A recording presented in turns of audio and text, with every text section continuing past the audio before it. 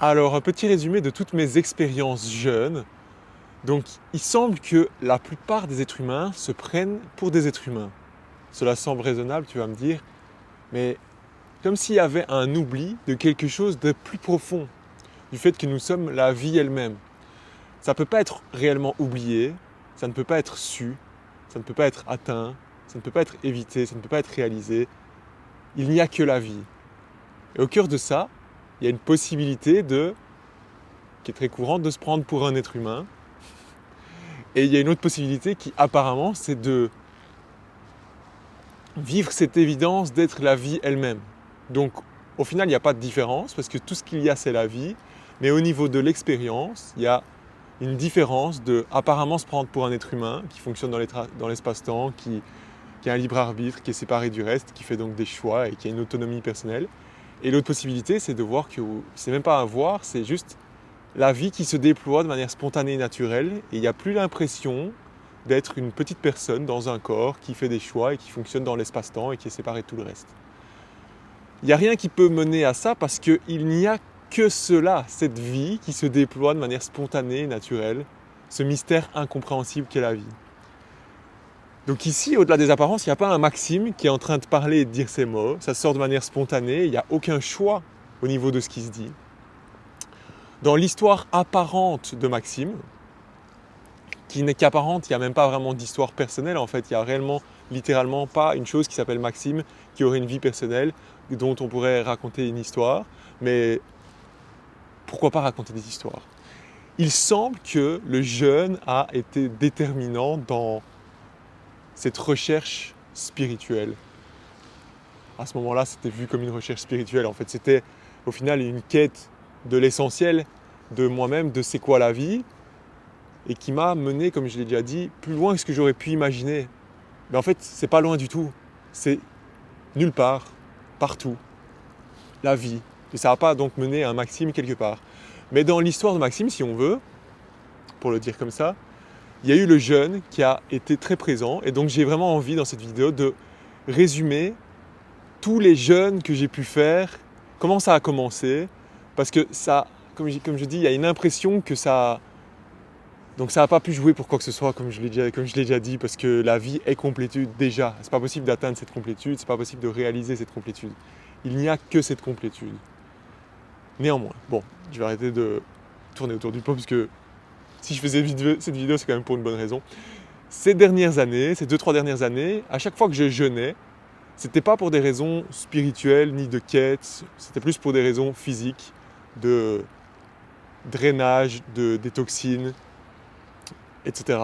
Mais il fut un temps, même si c'est pas comme ça que ça a commencé non plus, au début quand j'ai commencé le jeûne, c'était aussi plus de l'exploration, plus de la curiosité, mais au milieu, entre le début et la fin, il y a eu une période où j'ai utilisé le jeûne, en tout cas à ce moment-là, c'était comme ça que c'était vécu, comme le Bouddha l'a fait il y a 2500 ans. À un moment, il s'est mis apparemment, de ce qui est dit dans l'histoire du Bouddha, il se serait mis assis au bord d'un arbre, contre un arbre, et il aurait invoqué ou il aurait dit un truc du genre tant que je ne vivrai pas la réalisation spirituelle ou tant que je n'aurai pas toutes les réponses à mes questions, je ne sais même plus exactement, je n'ai pas revérifié exactement ce qu'il dit. De toute façon, encore une fois, qui sait ce qui s'est vraiment passé, c'est peut-être qu'une histoire. Mais du coup, il dit un truc du genre je vais arrêter de manger et de boire jusqu'à ce que j'ai réalisé. Donc comme je disais au tout début, moi ça a commencé en 2019, avant de commencer ce voyage vers Saint-Jacques-de-Compostelle, où j'ai marché de la Belgique jusqu'à Saint-Jacques-de-Compostelle tout seul pendant 3 mois sans argent. J'avais entendu un petit peu parler du jeûne, mais sans plus, un petit peu du jeûne intermittent. Puis après avoir marché peut-être 3-4 semaines, j'étais arrivé chez une femme qui était très intéressée par le jeûne, qui avait des livres dessus, et du coup, on est arrivé sur cette discussion, elle m'a prêté un livre, et en lisant ce livre, je me suis dit, je vais commencer à jeûner, en marchant. Donc, commencer la journée, juste éventuellement boire un peu d'eau, mais marcher sans manger. À ce moment-là, ça me semblait déjà extraordinaire de me dire que je pouvais marcher peut-être quelques heures sans même avoir mangé. À ce moment-là, j'étais très terre à terre donc j'étais vraiment surpris parce qu'au début, en fait, assez vite, après 2-3 jours, je marchais parfois 20-25 km avec mon sac de 16 kg sur le dos en ayant bu juste un verre d'eau et en buvant un petit peu d'eau sur le chemin, mais même pas tant que ça, peut-être un demi-litre d'eau et faire 25 km avec ce sac sans avoir mangé. Et j'étais vraiment surpris de ce que pouvait encaisser le corps. À ce moment-là, ça s'est arrêté là. Puis début 2020, il y a eu le Covid. Et du coup, pendant le Covid, il y a eu un élan, un moment de faire un jour complet de jeûne en buvant de l'eau. Donc c'était la première fois, étonnamment, je n'avais pas fait ça pendant Compostelle.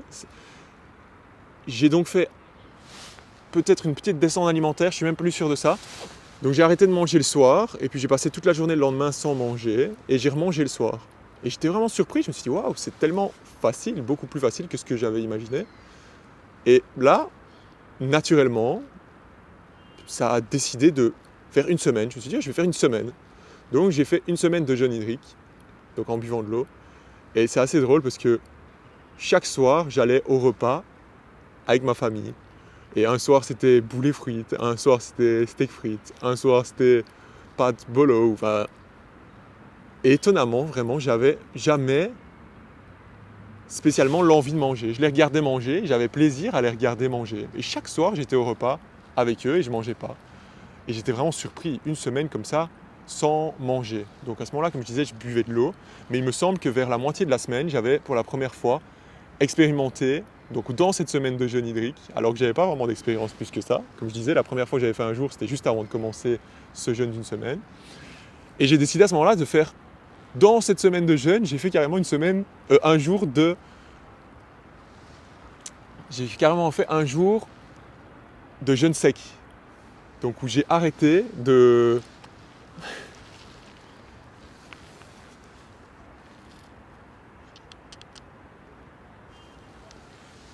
On est de retour. Et ouais, non, je vais pas cut ça, je vais laisser comme ça. Je sais pas que ça à faire. On laisse brut, format brut, les gars. Donc j'ai fait pendant cette semaine, après 3 ou 4 jours, j'ai carrément fait 24 heures sans boire. J'avais arrêté de boire le soir et j'ai passé une journée sans boire. Puis j'ai recommencé à boire. Et puis donc j'étais vraiment, comme je disais, surpris d'avoir pu faire une semaine comme ça et notamment un jour sans boire. Puis ça m'est passé, j'ai plus vraiment expérimenté jusque 2021, où cette année-là, en 2021, j'ai expérimenté plusieurs fois 2 jours, ensuite 3 jours, 4 jours.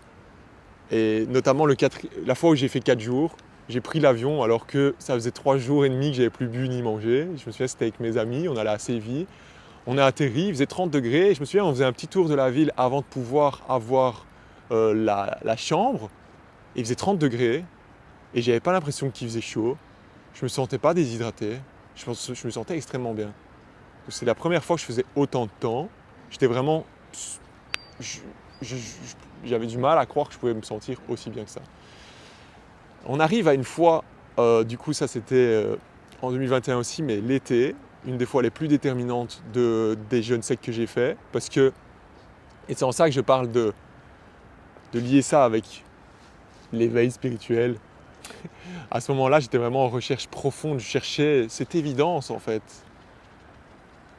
Un petit être humain limité qui cherche l'illimité. Ce qui est impossible à trouver, parce que dans un sens, il n'y a que l'infini, il n'y a que cette vie. Et on n'en est jamais séparé en tant qu'être humain. À ce moment-là, j'ai été me perdre en nature, tout seul. Pendant 10 jours, j'ai passé 10 jours en nature et j'ai fait une descente alimentaire pendant 4-5 jours. Et donc j'étais tout seul, je dormais dans une tente et j'ai décidé donc de faire 5 jours sans boire, sans manger. Et c'était extraordinaire. Il faisait, encore une fois, il faisait quoi? Entre 26 et 28 degrés la journée. Et j'ai passé 5 jours sans boire, sans manger, à continuer d'uriner tous les jours. Et surtout, le plus extraordinaire, c'est que quand je suis allé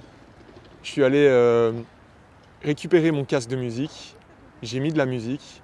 Et là, pendant 1 heure, j'ai eu une libération émotionnelle extraordinaire. Parce que, évidemment, en fait, quand on pense à l'inconscient, on pense peut-être l'inconscient, on pense peut-être celle-là. En fait, l'inconscient, c'est dans le corps entier. Et quand on jeûne comme ça pendant plusieurs jours, sans boire, sans manger, ça exacerbe les sens. Donc, c'est-à-dire qu'en termes de tout ce qui est visuel, les couleurs sont beaucoup plus vives, l'odorat. Et du coup, en plus d'avoir ces sens qui sont exacerbés, il y a aussi cette intériorisation, parce que le fait de plus manger, de plus boire pendant autant de temps, on est au contact, enfin, c'est une dualité de dire ça, il n'y a personne qui est au contact du corps, mais il y a une sensibilité interne qui se révèle et qui, dans ce cas-ci, a permis une libération extraordinaire d'émotions. Ça faisait 5 jours que j'avais plus bu ni mangé, il faisait chaud, et j'ai pleuré pendant 1 heure. Peut-être pendant 4-5 minutes je pleurais, ça arrêtait de pleurer 1 minute ou 2, et puis ça continuait, et vraiment des larmes, et je me mouchais, et c'était vraiment fou tout ce qui sortait. Peu importe ce qu'on met derrière comme mot, mais je mets les mots libération émotionnelle parce que qu'est-ce que je pourrais utiliser d'autre? Quoi qu'il en soit, c'était vraiment assurément l'expérience la plus ouf en termes de profondeur à ce moment-là. Et surtout, j'observais la nature, je découchais dans l'herbe, j'observais toutes les petites fourmis, les araignées, etc. Et vraiment, cette séparation entre un Maxime et le monde s'atténuait.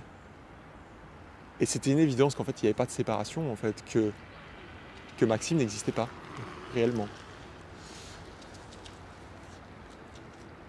Ensuite, j'ai fait mon voyage, deuxième voyage, pendant 4 mois, du stop, tout seul en Europe, sans argent. France, Italie, Slovénie, Croatie, Bosnie-Herzégovine, Monténégro, Albanie. De là, on me paye un ferry, je retourne en Italie, France, Espagne. Donc j'ai rejeûné, j'ai fait à nouveau un jeûne en 2022. J'étais du genre très volontariste comme garçon, apparemment. Ah, vraiment, comme je disais, chercher la source. Je voulais trouver l'infini, l'évidence, l'éveil spirituel. Et du coup, en avril 2022, j'ai fait, comme je disais, j'ai fait vraiment comme vraiment le Bouddha à l'époque. Apparemment, peut-être, enfin, s'il l'a fait ou pas, peu importe. J'ai vraiment décidé d'arrêter de boire et manger autant de temps que nécessaire, tant que j'aurais pas réalisé.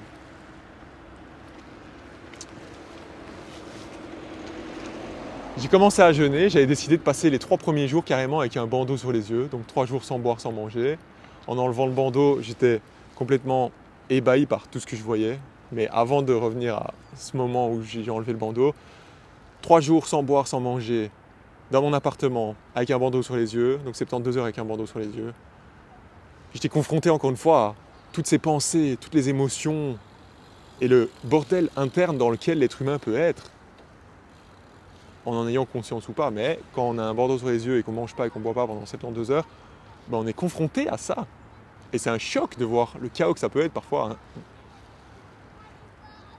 Et simultanément, enfin pas simultanément, mais pendant ces 3 jours, il y a aussi eu des moments de profonde paix intérieure, de calme profond, sans pensée, rien du tout, le calme plat, le silence, la paix, vraiment c'était la béatitude. Enfin, comment ça se... Enfin, forcément, tu t'imagines ce que ça peut être 72 heures avec un bandeau sur les yeux. J'ai enlevé le bandeau et j'étais ébahi par vraiment une simple cuillère, les plantes de mon appartement. Je me suis mis sur le balcon au 7e étage et je regardais les gens. Et c'était tellement évident qu'en fait, il y avait juste la vie, il n'y avait rien d'autre. Et j'ai continué quand même de jeûner plusieurs jours encore, sans boire, sans manger. Donc je suis arrivé jusqu'à 6 jours sans boire, sans manger.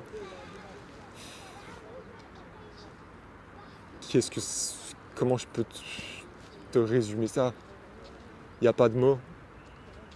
Donc encore une fois, je ne suis pas là pour inciter qui que ce soit à faire ça. Déjà, le jeûne hydrique, c'est intéressant, mais comme je disais, le thème de la vidéo, c'est l'envie de partager mes expériences, un retour sur ces expériences.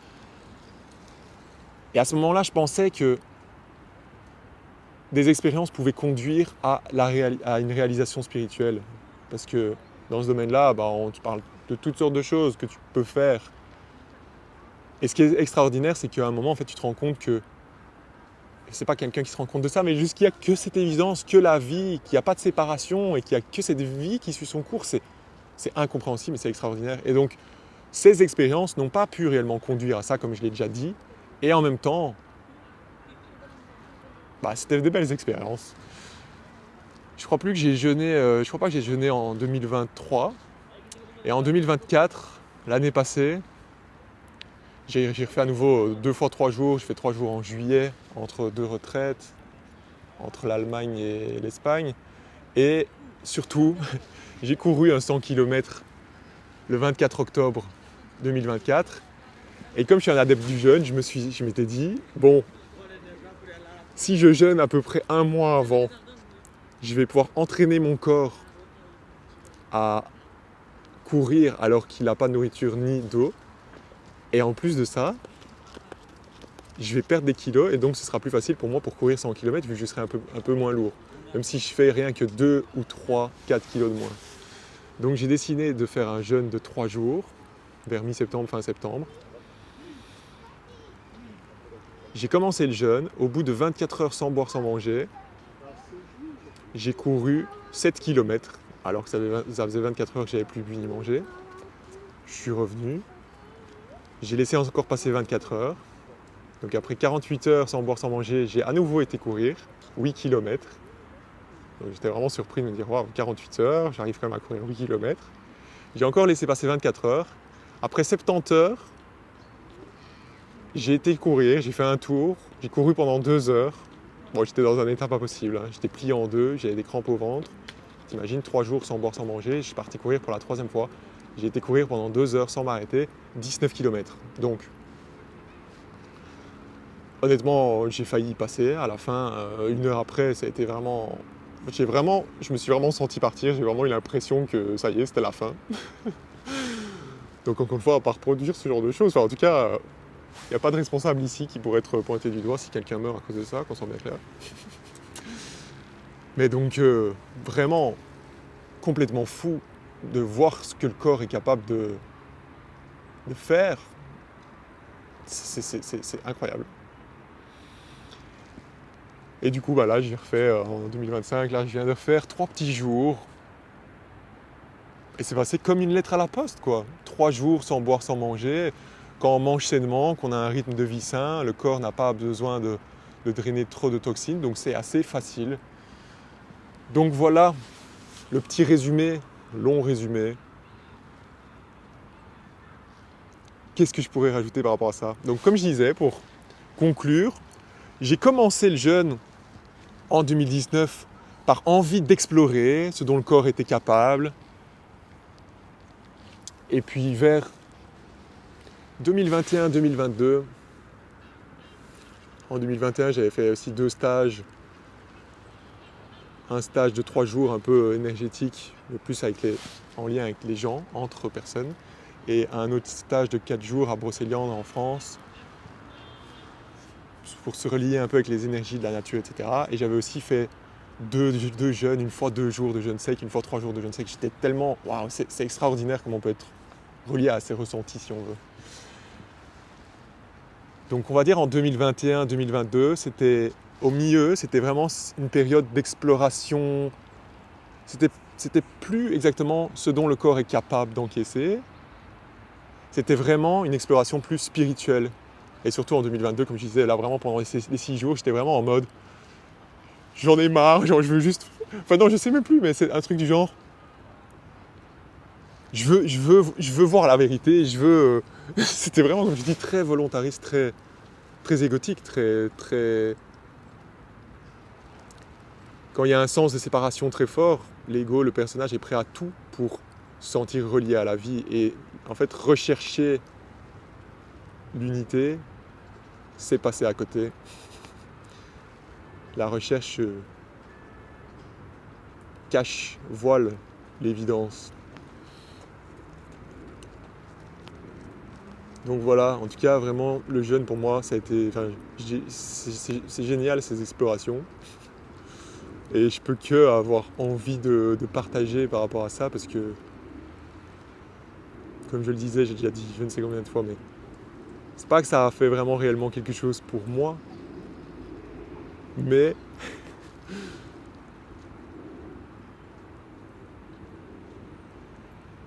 quand même. Donc je peux pas spécialement recommander, mais vraiment, ici en tout cas, c'était vraiment chouette de passer par tout ça jusque-là. Et comme j'ai déjà dit sur Insta, je continuerai à jeûner et faire en particulier le jeûne sec toute ma vie. Je crois vraiment à ça et forcément je me suis renseigné beaucoup avant de, de me lancer dans tout ça. Il y a quand même un minimum de littérature scientifique par rapport à ça, mais c'est vrai que ça reste très controversé par rapport au jeûne hydrique qui est plus étudié. Voilà, néanmoins, quand on fait les choses correctement, je ne suis pas sûr de les faire toujours correctement, mais bon, c'est ça quand on est un peu un aventurier de la vie. Voilà, voilà. J'espère que tu as kiffé en savoir un petit peu plus sur mes expériences jeunes. Si tu as des questions, pose des questions en commentaire.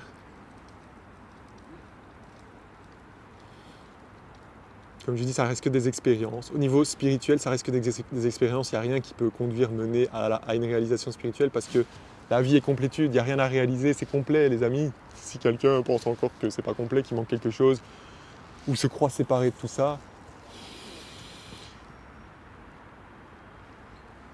Mais du coup, voilà, comme je disais, en fin de ces 2-3 dernières années, c'est vraiment plus une recherche d'arriver quelque part grâce aux jeunes, mais vraiment plus physique, drainage et toxines, et puis malgré tout une clarté mentale, et puis mettre complètement l'organisme au repos, l'estomac.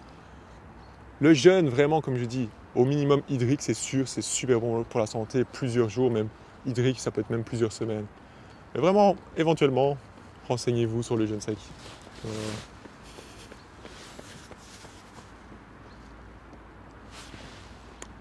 Peace.